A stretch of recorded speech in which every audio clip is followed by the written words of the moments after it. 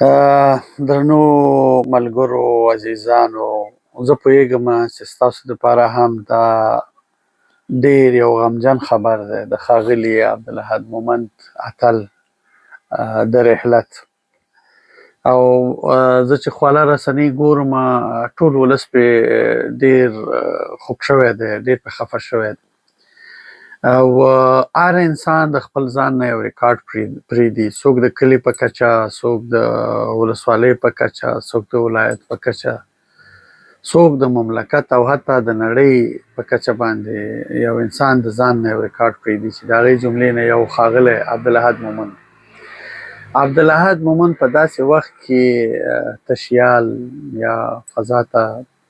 سفر کوي چې په دغه زمانه کې غربي نړۍ حتی امریکا نوره دنیا هم په دغه شان د دې لاسرسی نه لرلو، ځکه چې تاسو پوهیږئ چې د دې کیسې د ټولو مخکښ اول یوري ګاګارین دی، روسی دی. او په هغه زمانه کې چې دا تصمیم ونیول شو، دا ډېر یو مهم تصمیم په دې باندې و چې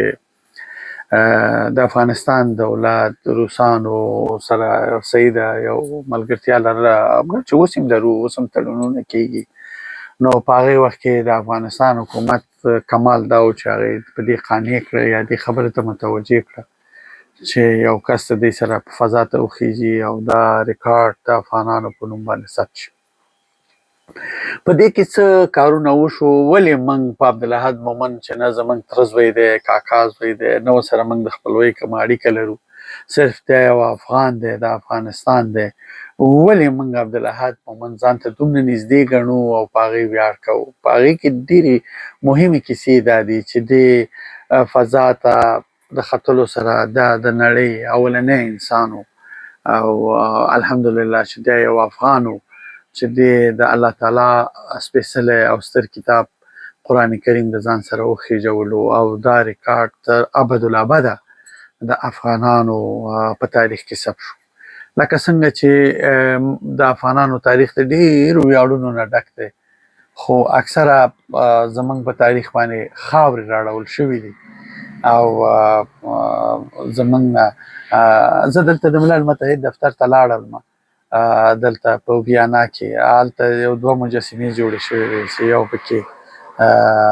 د ابوریحان بیروني وه او بله پکې ابن سینا وه او هغې کې ایرانستانیانو لیکلي دي چې دا زموږ وګړي دي که نه. نو دغسې په رڼو سترګو زموږ نه غلاګانې کېږي، خو د عبدالاحد مومند اتلولي موږ نه څوک پټولی نه شي او دا به ابدالابد د افغانانو په ریکارډ کې. او هغه دا ده چې دې ځان سره سپېڅلی قرآن فضا ته وخېژولو او دې ځان سره ډېر سپېڅلی او ډېر یو ستر دغه چې هغه زموږ د افغانستان ملي درې رنګه بیرغ و، هغه د ځان سره وخېژولو. او تر دې هم دا تاسو ګورئ دا د دنیا په ریکارډ کې راځي چې د دې نه مخکې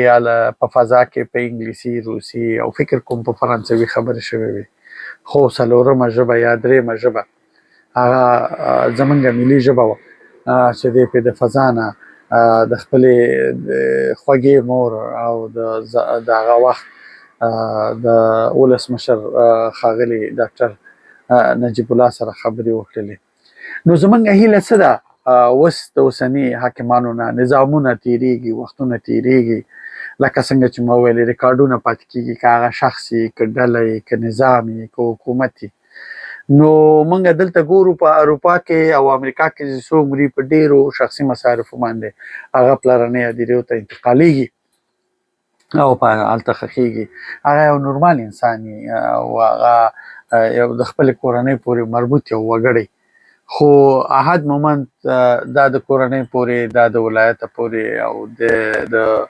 حتی د افغانستان پورې مربوط یو انسان نه دی، دا یو نړیوال شخصیت دی او د دې قبر باید په افغانستان کې او په کابل کې او زما وړاندیز دا دی چې د کابل پوهنتون کې د سید جمال الدین افغان سره په یوه هدیره کې خوا په خوا دا دوه ورونه سره د ابدیت په دغه کې پرېوځي. د دې خبرې زه د مړو د انتقال ډېر دغه نه یم، زه په دې عقیده نه یم چې مړی باید انتقال شي مړی چې تمري عمل ته باید ښخ شي، ځکه دا اصول دي، د دین هم دي او د انسانیت هم دي. خو د دې د مړي په انتقال کې ډېرې قصې دي، تاریخ دی، زمونږ آینده ده، زمونږ ګاندې ده، زمونږ راتلونکي دي چې په هغې کې زمونږ بچي او اولادونه به د دې زیارت ته ځي او دا به پاتې کېږي. او همدارنګه واټونه او لارې او مکتبونه، خو نن سبا هر څوک راپاڅېدلی او خصوصي مکتب یې جوړ کړی دی او نوم یې پرې ایښی، دا به ماته دومره د اهمیت وړ وي یا به نه وي، خو چې ډېر زیات ماته د اهمیت وړ دی هغه دا دی چې د عبدالاحد مومند نوم دی په تعلیمي نصاب کې، په مکتبي نصاب کې، د ښوونځیو په نصاب کې او حتی د پوهنتونونو په نصاب کې د تاریخ او د مثلا د تعلیم او تربیې پوهنځیو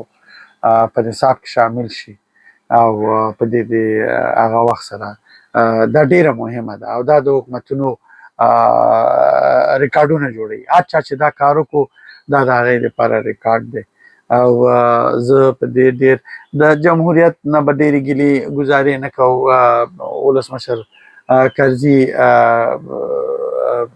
مومند وغوښتو او د دې په سینه یې د یو ځلې بیا د قهرمانۍ مډالونه ورکړه، خو ښه دا وه چې د جمهوریت په دغه ګیپ یا په دغه د جنګونو نه تر دې حالته پورې په دې منځ کې دې ته باید هلته ډېر معنویات دې ته بخښل شوی وی د دې په ژوند باندې، خو موږ د جنګ سالارانو په نوم باندې لارې کوڅې واټنونه حتی پوهنتونونه لرو یا غصب شوي دي، مګر د دغسې یو انسان په ژوند باندې متاسفانه دا کار ونه شو. نو اوس چې دی ابدیت ته لاړو، پروردګار ته لاړو، د هغه قرآن څښتن ته لاړو چې دی د ځان سره فضا ته خېژولی، خو الله تعالی دی د خپل رحم او د بخښنې د سوري لاندې راولي. خو موږ ته دا پکار ده چې موږ د دې سړي قدرونه وکړو. نو د ستاسو نه مې هیله ده که ته هر څوک یې، که ته حکومت پورې اړه لرې، که ته د فیسبوک یو خاوند دی، که ته د یوې پاڼې خاوند دی، که ته د یو ټویټر خاوند دی، نو په دې هکله باندې خپل ملي وجیبه حد اقل دا ده چې د دې سړي په هغه ملي فکر او په ملي کړنو باندې یو دوه کرښې ولیکئ. السلام علیکم.